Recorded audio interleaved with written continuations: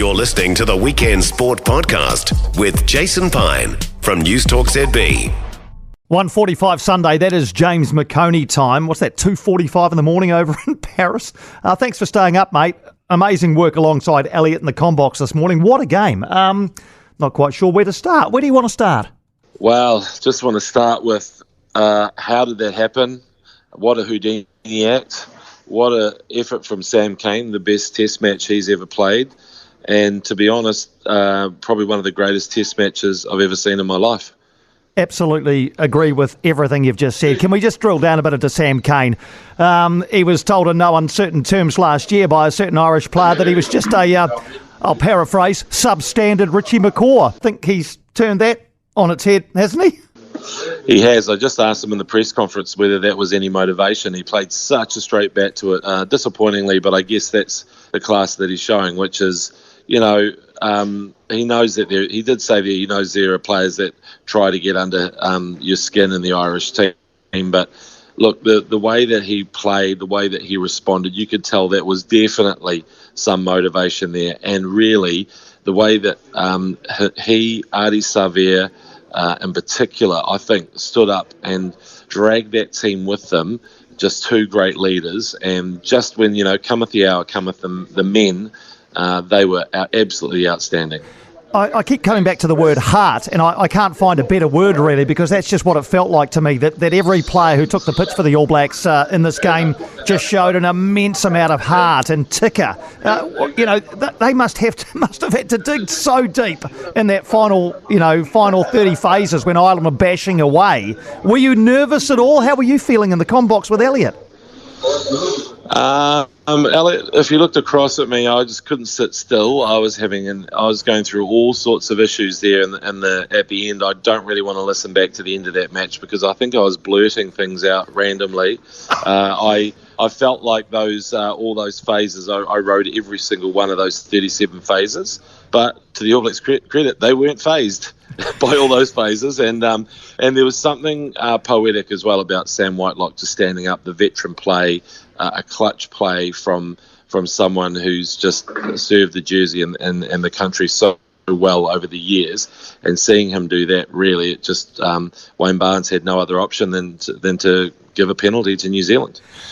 I thought one of the key moments of the game too was Jordie Barrett holding up the Irish player, I can't remember who it was, over the goal line when New Zealand are down to 14 men. They're really up against the wall. Jordie Barrett holds a player up over the line to prevent him from scoring a try, which would have put Ireland ahead. I thought Jordie Barrett had a terrific test match as well. Oh, Jordie Barrett was immense. That was a fantastic role he played as really a rookie second five at that level, at test level. Bundyaki was magnificent as well.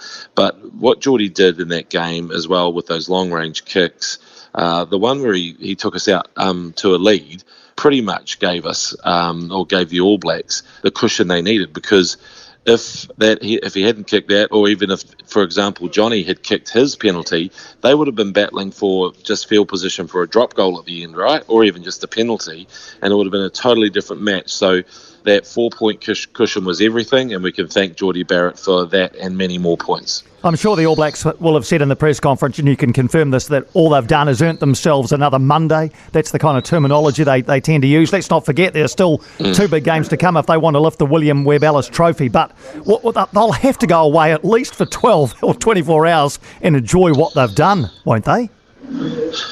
Oh, look, that's so gutsy. That is probably one of the performances where I just think they all hands to the pump. Nobody let anybody else down. I think every single substitute was magnificent. Anton Leonard-Brown, the tackle where he read that Irish play, and I mean, it just showed to me that he'd done his homework and he just absolutely smashed him behind the advantage line. So for me, that was huge. And also, a shout out to the two young props who came on, Tamaiti Williams and Fletcher Newell. Are they 22 or 23 years old? Yeah. I mean, they were in, think about that. They were in school 3 or 4, 5 years ago, and they had to go and play in that white-hot atmosphere and deliver and win penalties. Come on now, that was just incredible from them. So, yeah, some of the All Blacks are wandering past me right now. I'm giving them a wave. I'm probably being too much of a fanboy, and I broke a lot of protocols in the media tribune there by raising my arms at the end of the game and yelling and yahooing, but I just can't help it, Piney. I become a 12-year-old kid when I watch the All Blacks. Especially play like that. Look, don't feel any shame about that. That's exactly what the rest of the country back here was doing. So just to finish, going into these quarterfinals, people were talking about 4 Northern Hemisphere sides in the semis. Well, they're 0-2 at the moment. Argentina beating Wales, the All Blacks beating Ireland. What are you predicting for the remaining 2 quarterfinals? I think that clearly I don't care. But I think that France will beat. England will get up. England will get up. I think Marcus Smith will provide some excitement for them and stuff. I'm just actually got Jordie. Oh, he's just wandered away from me. I just thought I was going to chuck him on the phone as a bit of a bonus. But hey, let me just give him a hug. I'm on the phone with Jason Piney. At least tell us that you're feeling good. Hey, Piney. G'day, mate. G'day, mate. Amazing test match. I know you got places to go, mate. You must be absolutely stoked. Yeah, bloody rap. Thanks, Piney. Good on you, mate. Go and enjoy your night's sleep. Cheers, mate. Thanks, mate. Cheers. Good on you, mate. See ya. That was good stuff, mate. Good stuff, We've just been talking. Unbelievable. Are you still there, Piney? Yes, I am. I'll leave you now. I'm going to go and talk to Jordie, okay? You go and do it, mate. Thanks, as always. Oh, he's going to media anyway. I'm going to see him soon. Okay. Yeah, that's all right. All right. Well, I think we're done here. Yeah. I think we're done here, James. I think we're done here. Yeah. Let's quit while we're ahead. Let's quit while we're ahead and look forward to a semi-final week, shall we? What a time to be alive. Yes. And allez les bleus. I'm happy with that. New Zealand-France final. Let's go. Thanks. James McOnie and a special guest appearance from Jordie Barrett. Terrific. For more from Weekend Sport with Jason Pine, listen live to News Talk ZB weekends from midday or follow the podcast on iHeartRadio.